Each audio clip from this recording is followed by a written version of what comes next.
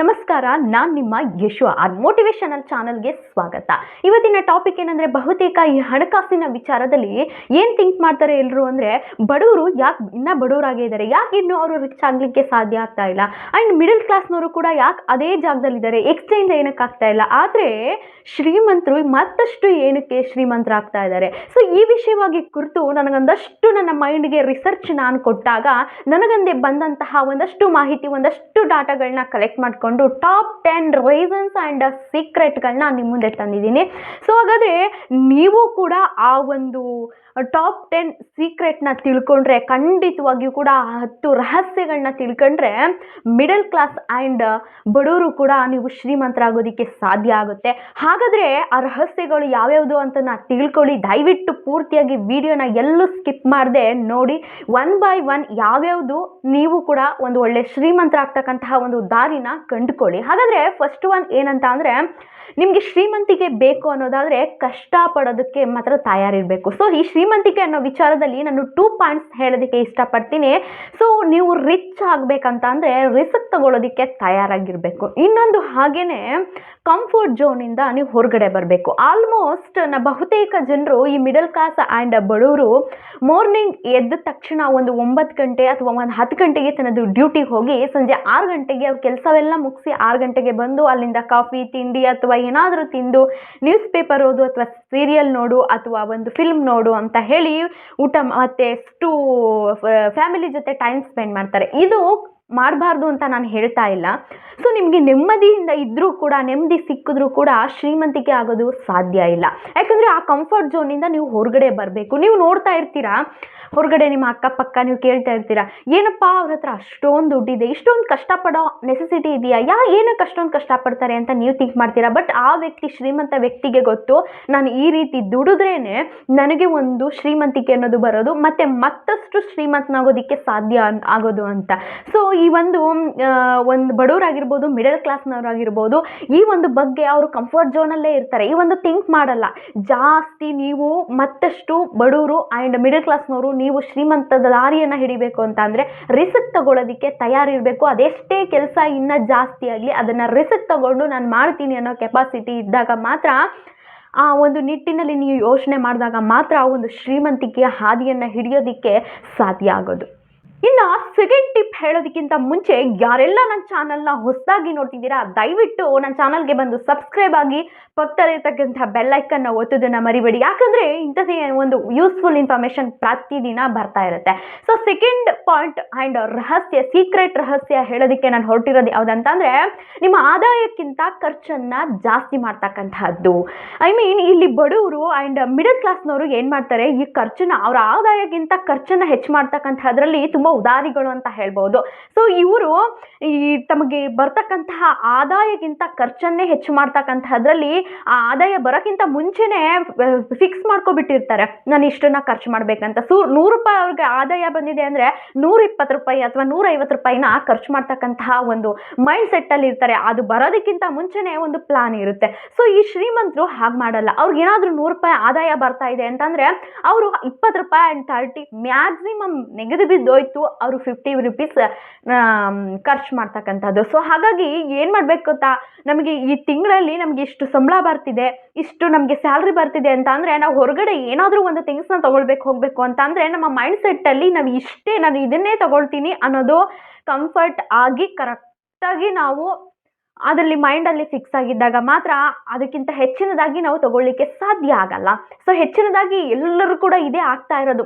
ನಮ್ಮ ಆದಾಯಕ್ಕಿಂತ ಹೆಚ್ಚಿನದಾಗಿ ಯಾರೇ ಬಡವರು ಇರಲಿ ಅಥವಾ ಮಿಡಲ್ ಕ್ಲಾಸ್ ಇರಲಿ, ಅವರ ಆದಾಯ ಕಡಿಮೆ, ಅವರ ಆದಾಯ ಎಷ್ಟು ಬರ್ತಿದೆ ಆ ಆದಾಯಕ್ಕೆ ಲೆಕ್ಕಾಚಾರವನ್ನು ಹಾಕಿ ನಾವು ಎಷ್ಟು ಖರ್ಚನ್ನು ಮಾಡಬೇಕು ಅನ್ನೋದನ್ನು ಮೈಂಡ್ ಸೆಟ್ನ ಇಟ್ಕೋಬೇಕಾಗುತ್ತೆ. ಬಿಕಾಸ್ ನಮಗೆ ಒಂದು ₹100 ಆದಾಯ ಬರ್ತಾ ಇದೆ ಅಂದರೆ ಅದರಲ್ಲಿ ಅಟ್ಲೀಸ್ಟ್ ಒಂದು ನಾವು ₹20 ಆದರೂ ಕೂಡ ಇನ್ವೆಸ್ಟ್ ಮಾಡಬೇಕು.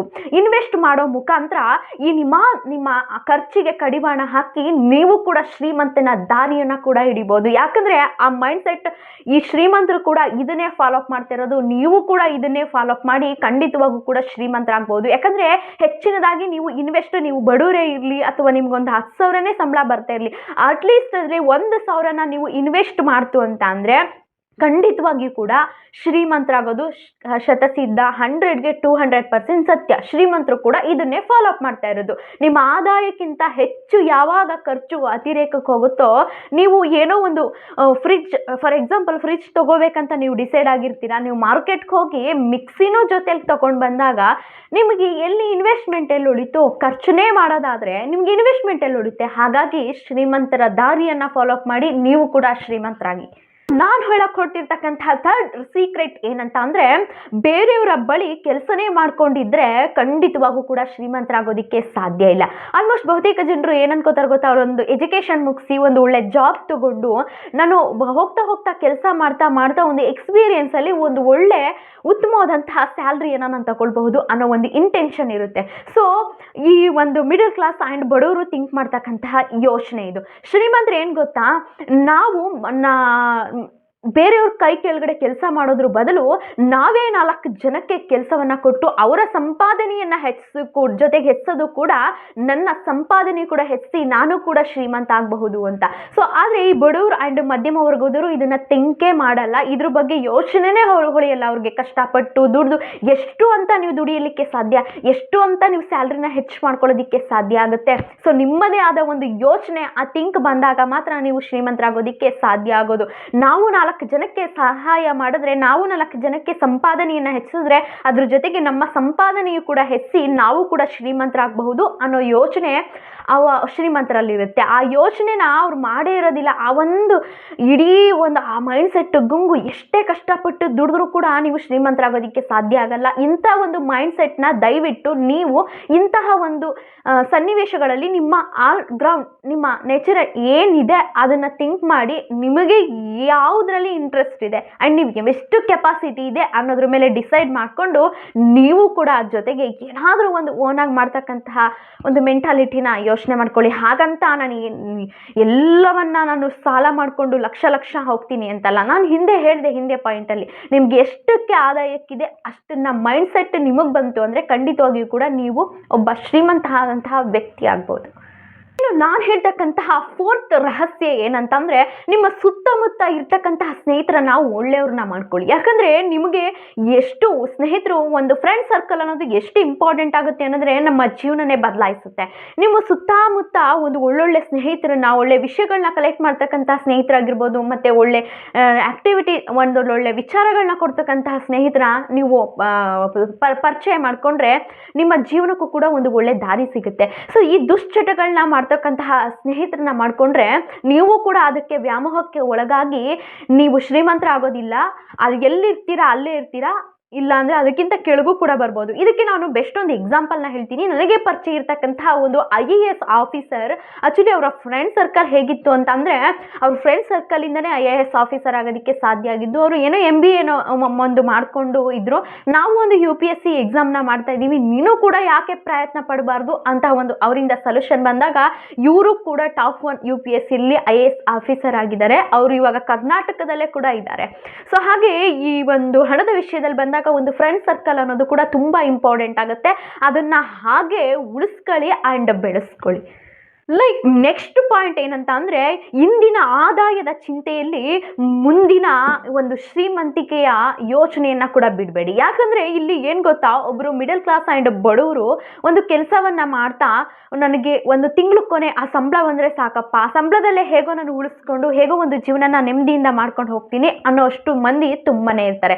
ಆದರೆ ಈ ಶ್ರೀಮಂತ ಆಗಬೇಕು ಅಂತ ಅಂದ್ಕೊಂಡಿರೋರು, ಶ್ರೀಮಂತರಾಗಿರೋರು ಒಂದು ದೃಢ ಸಂಕಲ್ಪವನ್ನು ಮಾಡ್ಕೊಂಡಿರ್ತಾರೆ. ನಾನು ಹೇಗಾದರೂ ಮಾಡಿ ಶ್ರೀಮಂತರಾಗಬೇಕು ಅಂತವರು ಏನು ಚಿಂತೆ ಏನು ಯೋಚನೆ ಮಾಡ್ತಾರೆ ಗೊತ್ತಾ, ಏನಾದರೂ ಒಂದು ಹೊಸದನ್ನು ಕಲಿತಾ ಇರ್ತಾರೆ. ಅಲ್ಲಿರ್ತಕ್ಕಂಥ ಗ್ರೌಂಡ್ಸಲ್ಲಿ ಅವ್ರು ಇರ್ತಕ್ಕಂಥ ಕ್ಷೇತ್ರದಲ್ಲಿ ಏನಾದರೂ ನನಗೆ ಸಿಗುತ್ತಾ ವಿಷಯ ಆ್ಯಂಡ್ ಹೊಸದನ್ನು ಕಲಿತು ಅದನ್ನೇ ರೂಢಿ ಮಾಡಿ ಅವರು ಅಫ್ಕೋರ್ಸ್ ಅದನ್ನು ಕೂಡ ಒಂದು ಚಾಲೆಂಜ್ ಆಗಿ ತಗೊಂಡು ಅದನ್ನು ಕಲಿತಾ ಕಲಿತಾ ಇನ್ನು ಮತ್ತಷ್ಟು ಶ್ರೀಮಂತರಾಗ್ತಾರೆ. ಅವ್ರು ಮತ್ತೆ ಬಿದ್ದರೂ ಕೂಡ ಮತ್ತೆ ಎದ್ದು ಅದನ್ನು ಶ್ರೀಮಂತ ದಾರಿಯನ್ನು ಹಿಡಿದು ಖಂಡಿತವಾಗೂ ಕೂಡ ಶ್ರೀಮಂತರಾಗ್ತಾರೆ. ಬಟ್ ಈ ಮಿಡಲ್ ಕ್ಲಾಸ್ ಆ್ಯಂಡ್ ಬಡವ್ರ ಮೈಂಡಲ್ಲಿ ನನಗೆ ತಿಂಗಳು ಕೊನೆಯಲ್ಲಿ ಬಂದಕ್ಕಂತಹ ಸಂಬಳನೇ ಸಾಕಪ್ಪ.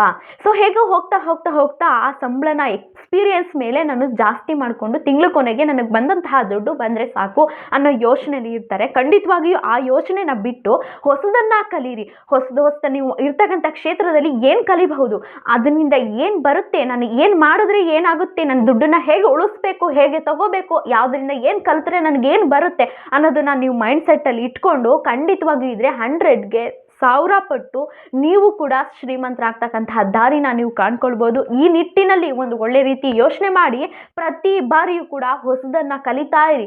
ಬದುಕು ನಮಗೆ ಏನಾದರೂ ಒಂದು ಕಲಿಸ್ತಾನೆ ಇರುತ್ತೆ. ಇಲ್ಲಿ ಎಲ್ಲರೂ ಬುದ್ಧಿವಂತರು ಅಂತ ಹೇಳಲಿಕ್ಕೆ ಸಾಧ್ಯ ಇಲ್ಲ. ಪ್ರತಿಯೊಬ್ಬರು ಕೂಡ ಪ್ರತಿಯೊಂದು ವಿಚಾರದಲ್ಲಿ ಬುದ್ಧಿವಂತರಿರ್ತಾರೆ. ಹಾಗಾಗಿ ನೀವು ಇರ್ತಕ್ಕಂಥದ್ರಲ್ಲಿ ಏನಾದರೂ ಒಂದು ಕಲಿಕೆಯನ್ನು ಮುಂದುವರಿಸಿ. ನೆಕ್ಸ್ಟ್ ಪಾಯಿಂಟ್ ಏನಂತ ಅಂದರೆ, ಹಣವನ್ನು ಉಳಿಸ್ತಕ್ಕಂತಹದ್ದಲ್ಲ, ಅದನ್ನು ಹೆಚ್ಚು ಹೇಗೆ ಮಾಡಬೇಕು ಅನ್ನೋದು ಗೊತ್ತಿರಬೇಕು. ಈಗ ಆಲ್ಮೋಸ್ಟ್ ನೀವು ನೋಡಿರ್ತೀರಾ, ಈ ಮನೆಯಲ್ಲಿ ಡಬ್ಬಿನಲ್ಲಿ ಕೂಡಿರ್ತಕ್ಕಂತಹದ್ದು, ಗೋಲ್ಕದಲ್ಲಿ ಕೂಡಿರ್ತಕ್ಕಂತಹದ್ದು, ಮತ್ತು ಅಡುಗೆ ಮನೆ ಡಬ್ಬಿನಲ್ಲಿ ಕೂಡಿರ್ತಕ್ಕಂಥದ್ದು, ಇದನ್ನು ಹೆಚ್ಚಿನದಾಗಿ ಬಡವರು ಮಿಡಲ್ ಕ್ಲಾಸ್ ಮಾಡ್ತಾರೆ. ಸೊ ನೀವು ಎಷ್ಟೇ ಕೂಡಿಟ್ರೂ ಕೂಡ ನಾನು ಹಿಂದೆ ಪಾಯಿಂಟಲ್ಲಿ ಹೇಳಿದಾಗೆ ಅಷ್ಟೇ ದುಡ್ಡಿರುತ್ತೆ. ಈ ಶ್ರೀಮಂತರು ಏನು ಯೋಚನೆ ಮಾಡ್ತಾರೆ ಗೊತ್ತಾ? ಸೊ ಈಗ ಬಂದಂಥ ದುಡ್ಡನ್ನು ನೆಕ್ಸ್ಟು ನಾನು ಇನ್ವೆಸ್ಟ್ ಮಾಡೋದ್ರಿಂದ ಅದು ದುಡ್ಡು ಆದಾಯ ಮೂಲ ಎಲ್ಲಿ ಬರುತ್ತೆ ನನಗೆ? ಸೊ ಈ ದುಡ್ಡನ್ನ ನಾನು ಇನ್ವೆಸ್ಟ್ ಮಾಡ್ತಾ ಇದ್ದೀನಿ, ಇನ್ನೂ ಹೆಚ್ಚಿನದಾಗಿ ಆದಾಯ ಯಾವ ಕಡೆಯಿಂದ ನನಗೆ ಬರುತ್ತೆ ಅನ್ನೋದನ್ನ ಥಿಂಕ್ ಮಾಡ್ತಾರೆ. ಬಡವರು ಮತ್ತು ಮಿಡಲ್ ಕ್ಲಾಸ್ನವರು ಇದನ್ನು ಥಿಂಕೇ ಮಾಡಿರಲ್ಲ. ಮತ್ತು ಒಂದು ವಿಚಾರ ಬೇಜಾರಾಗೋದು ಬಡವರು ಮತ್ತು ಈ ಮಿಡಲ್ ಕ್ಲಾಸು, ಒಂದು ವಿಚಾರ ಏನಂತ ಅಂದರೆ, ಹೊಟ್ಟೆ ಬಟ್ಟೆ ಕಟ್ಟಿ ದುಡ್ಡನ್ನು ಕೂಡಿಟ್ಟಿದ್ದೆ ಅಂತ ಹೇಳ್ತಾರೆ. ಸೊ ನೀವು ಹೊಟ್ಟೆ ಬಟ್ಟೆ ಎಷ್ಟೇ ಕೂಡಿಟ್ರೂ ಕೂಡ ಆ ದುಡ್ಡು ಮತ್ತಷ್ಟು ಜಾಸ್ತಿ ಆಗುತ್ತಾ? ಅದು ಎಷ್ಟಿರುತ್ತೆ ಅಷ್ಟೇ ಇರುತ್ತೆ. ನೀವು ಖರ್ಚನ್ನ ಕಡಿಮೆ ಮಾಡಬೇಕು, ಒಪ್ಕೊಳ್ತೀನಿ. ಹಾಗಂತ ನೀವು ಹೊಟ್ಟೆ ಬಟ್ಟೆ ಕಟ್ಟಿ ಹಸ್ಕೊಂಡು ಇಟ್ಕೊಂಡು ಅದನ್ನು ನೀವು ಕೂಡಿರೋದ್ರಿಂದ ಅದರಲ್ಲಿ ಏನು ಸಿಗಲ್ಲ. ನಿಮ್ಗೆ ಆದಾಯ ಕಡಿಮೆನೇ ಇರಲಿ, ಅದನ್ನು ಪಾರ್ಟ್ ಆಫ್ ನೀವು ಒಂದು ಇನ್ವೆಸ್ಟ್ ಆಗಿ ಇಟ್ಕೊಂಡ್ರೆ ಖಂಡಿತವಾಗಿಯೂ ಕೂಡ ಅದು ಸಾಧ್ಯ ಆಗುತ್ತೆ. ನೀವು ಒಂದು ಹೆಚ್ಚಿನದಾಗಿ ಒಂದು ಅಮೌಂಟನ್ನು, ದುಡ್ಡನ್ನು ಹೆಚ್ಚಿನದಾಗಿ ಗಳಿಸೋದಕ್ಕೆ ಒಂದು ಸಹಾಯ ಮಾಡುತ್ತೆ. ಆಗ ನೀವು ಒಂದು ಒಳ್ಳೆ ಶ್ರೀಮಂತವಾದಂತಹ ದಾರಿಯನ್ನು ಒಂದು ಮಾಡ್ತಕ್ಕಂತಹ ಒಂದು ಒಳ್ಳೆ ಮೆಂಟಾಲಿಟಿ ಮೈಂಡ್ ನಿಮಗೂ ಕೂಡ ಬರುತ್ತೆ. ಮತ್ತು ನೆಕ್ಸ್ಟ್ ಪಾಯಿಂಟ್ ಏನಂತ ಅಂದರೆ, ಹೂಡಿಕೆ ಮಾಡ್ತಕ್ಕಂತಹ ಸಂದರ್ಭದಲ್ಲಿ ಈ ಮಿಡಲ್ ಕ್ಲಾಸ್ ಆ್ಯಂಡ್ ಬಡವ್ರಿಗೆ ಸೆಂಟಿಮೆಂಟ್ ಇರ್ತಕ್ಕಂಥದ್ದು. ಯಾವುದೇ ಕಾರಣಕ್ಕೂ ಸೆಂಟಿಮೆಂಟ್ ಬೇಡ. ಯಾಕಂದರೆ ಫಾರ್ ಎಕ್ಸಾಂಪಲ್, ಇವಾಗ ಒಂದು ಏನೋ ಪ್ರಾಪರ್ಟಿನ ಪರ್ಚೇಸ್ ಮಾಡೋಕ್ಕೆ ಹೋಗಿರ್ತೀರ, ಅವರು ಯಾರೋ ನಮಗೆ ಗೊತ್ತಿರೋರು ಅಥವಾ ಏನೋ ಒಂದು ಪ್ರಾಬ್ಲಮ್ ಇದೆ ಅಂತ ಈ ಎಮೋಷನಲ್ಗೆ ಬಲಿ ಆಗ್ತೀರಾ. ಆದರೆ ಶ್ರೀಮಂತರು ಆ ಥರ ಮಾಡಲ್ಲ. ಸೊ ಇದಕ್ಕೆ ಎಷ್ಟು ವ್ಯಾಲ್ಯೂ ಇದೆ, ಈ ಸಂಪತ್ತನ್ನು ತಗೊಂಡ್ರೆ ಈ ಸಂಪತ್ತು ಮತ್ತಷ್ಟು ಸಂಪತ್ತನ್ನು ನನಗೆ ಕೊಡುತ್ತಾ, ಆ ಸಂಪತ್ತು ತುಂಬ ಬೆಲೆ ಬಾಳುತ್ತಾ ಅನ್ನೋದನ್ನು ಯೋಚನೆ ಮಾಡಿ ಆಮೇಲೆ ಡಿಸೈಡ್ ಆಗ್ತಾರೆ. ಬಟ್ ಈ ಮಿಡಲ್ ಕ್ಲಾಸ್ ಆ್ಯಂಡ್ ಬಡವರು ಏನು ಮಾಡ್ತಾರೆ ಗೊತ್ತಾ? ಸೆಂಟಿಮೆಂಟ್ಗೆ ಬಲಿ ಆಗ್ತಾರೆ. ಆ ಸೆಂಟಿಮೆಂಟ್ಗೆ ಖಂಡಿತ ಬಲಿ ಆಗಬಾರ್ದು. ನೇರ ಮಾತಾಡಿ, ಏನಿದೆ ಆ ಪ್ರಾಪರ್ಟಿ ಬಗ್ಗೆ ನೇರ ಮಾತಾಡಿ ಸಮಸ್ಯೆನ ಕ್ಲಿಯರ್ ಮಾಡ್ಕೊಳ್ಳಿ.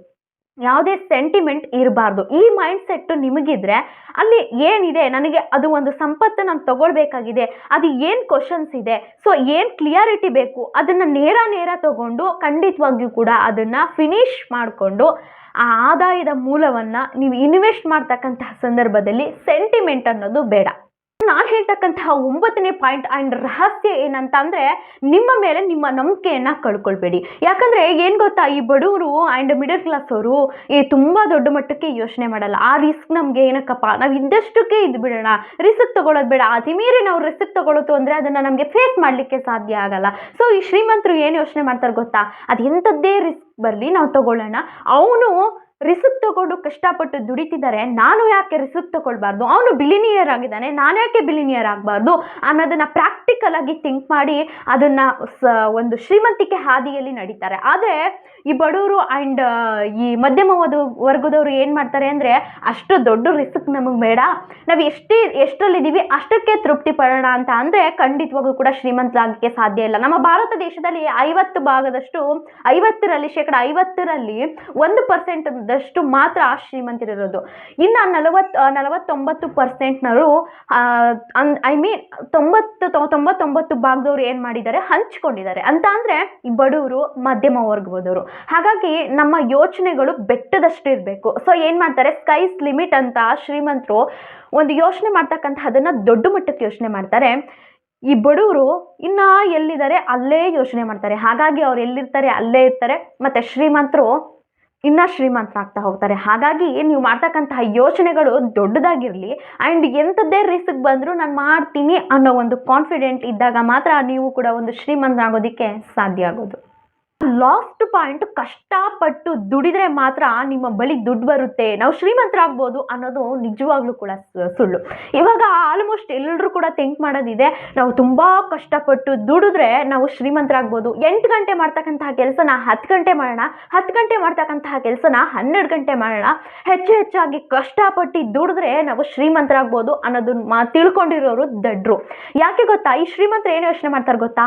ಅವ್ರ ಸ್ಕಿಲ್ಸ್ನ ಉಪಯೋಗಿಸ್ತಾರೆ, ಕಡಿಮೆ ಸ್ಮಾರ್ಟ್ ಆಗಿ ವರ್ಕ್ ಮಾಡ್ತಾರೆ. ಆ ಸ್ಮಾರ್ಟ್ ಆಗಿ ವರ್ಕ್ ಮಾಡೋದ್ರಿಂದ, ಆ ಹಣವನ್ನ ಸ್ಮಾರ್ಟ್ ಆಗಿ ಇನ್ವೆಸ್ಟ್ ಮಾಡೋದ್ರಿಂದ ಹಣ ಹೇಗೆ ದುಡಿಯುತ್ತೆ ಅನ್ನೋದನ್ನ ಯೋಚನೆ ಮಾಡ್ತಾರೆ. ಆದ್ರೆ ಬಡವರು ಅಂಡ್ ಮಧ್ಯಮ ವರ್ಗದವರು ನಾವು 18 ಗಂಟೆ 16 ಗಂಟೆ ಕಷ್ಟಪಟ್ಟು ದುಡಿದು ನಾವು ಶ್ರೀಮಂತರಾಗ್ತೀವಿ ಅನ್ನೋದು ಖಂಡಿತವಾಗಿಯೂ ಕೂಡ ಸುಳ್ಳು. ಯಾಕಂದ್ರೆ ನಾವು ಎಷ್ಟೇ ಕಷ್ಟಪಟ್ಟು ದುಡಿದ್ರೂ ಕೂಡ ಒಂದು ಸ್ಮಾರ್ಟ್ ಆಗಿ ಯೋಚನೆ ಮಾಡ್ತಕ್ಕಂತಹ ಐಡಿಯಾಸ್ ಇರಬೇಕು ಅಂಡ್ ಹೊಸದಾಗಿ ವಿಷಯಗಳನ್ನ ಕಲಿಬೇಕು ಅಂಡ್ ಸ್ಮಾರ್ಟ್ ವರ್ಕ್ ಸ್ಕಿಲ್ಸ್ನ ಕಲಿಬೇಕು. ನಾವು ಇದ್ದಂತಹ ಕ್ಷೇತ್ರದಲ್ಲಿ, ನಾವು ಇದ್ದಂತಹ ಕಡಿಮೆ ಸಮಯದಲ್ಲಿ ನಾವು ಹೇಗೆ ನಮ್ಮ ದುಡ್ಡನ್ನು ನಾವು ಬಳಸ್ಕೊಂಡು ಇನ್ನೂ ಹೆಚ್ಚಿನದಾಗಿ ನಾವು ದುಡ್ಡನ್ನು ಸಂಪಾದನೆ ಮಾಡ್ತಕ್ಕಂಥದ್ದು ಮೈಂಡ್ ಸೆಟ್ಟನ್ನು ಇಟ್ಕೊಳ್ಬೇಕಾಗತ್ತೆ.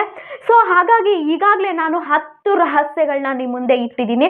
ದಯವಿಟ್ಟು ನಿಜವಾಗ್ಲೂ ಕೂಡ ಈ 10 ರಹಸ್ಯಗಳನ್ನ ನೀವು ಫಾಲೋ ಅಪ್ ಮಾಡಿದ್ದೆ ಆದಲ್ಲಿ ನೀವು ಕೂಡ ಒಂದು ಒಳ್ಳೆ ಶ್ರೀಮಂತನ ಹಾದಿಯಲ್ಲಿ ಶ್ರೀಮಂತನ ಗುರಿ ಇಟ್ಕೊಳ್ಬೇಕು ಅಂದ್ಕೊಂಡಿರೋರು ಈ 10 ರಹಸ್ಯಗಳನ್ನ ಫಾಲೋ ಅಪ್ ಮಾಡಿ ಖಂಡಿತವಾಗಿ ಕೂಡ ನೀವು ಕೂಡ ಒಬ್ಬ ಶ್ರೀಮಂತರಾಗಬಹುದು. ಹಾಗೆ ಈ ಆದಾಯದ ಮೂಲಗಳು ಹೇಗೆ, ಇನ್ನು ಹಣದ ಬಗ್ಗೆ ಹೆಚ್ಚಿನದಾಗಿ ವಿಡಿಯೋಸ್ನ ತಿಳಿಸಿ ಅಂತ ನನಗೆ ಹೇಳಿದರೆ ಖಂಡಿತವಾಗಿಯೂ ಕೂಡ ನಾನು ಈ ಹಣದ ಬಗ್ಗೆ ಹೀಗೆ ವಿಡಿಯೋಸ್ನ ಹೇಳ್ತಾ ಹೋಗ್ತೀನಿ. ಯಾರೆಲ್ಲ ನನ್ನ ಚಾನಲ್ನ ಸಬ್ಸ್ಕ್ರೈಬ್ ಆಗದೆ ನೋಡ್ತಿದ್ದೀರಾ, ದಯವಿಟ್ಟು ಫ್ರೀ ಸಿಕ್ಕುವಾಗಲೇ ವಿಷಯಗಳನ್ನ ಕಲೆಕ್ಟ್ ಮಾಡ್ಕೋಬಿಡಿ. ಹಾಗೆ ವಿಡಿಯೋ ಇಷ್ಟ ಆದರೆ ಲೈಕ್ ಮಾಡಿ ಆ್ಯಂಡ್ ಎಲ್ರಿಗೂ ಕೂಡ ಶೇರ್ ಮಾಡಿ ಅಂತ ಹೇಳ್ತಾ ನೆಕ್ಸ್ಟ್ ಎಪಿಸೋಡಲ್ಲಿ ಸಿಗ್ತೀನಿ. ಅಲ್ಲಿವರೆಗೂ ನಮಸ್ತೆ.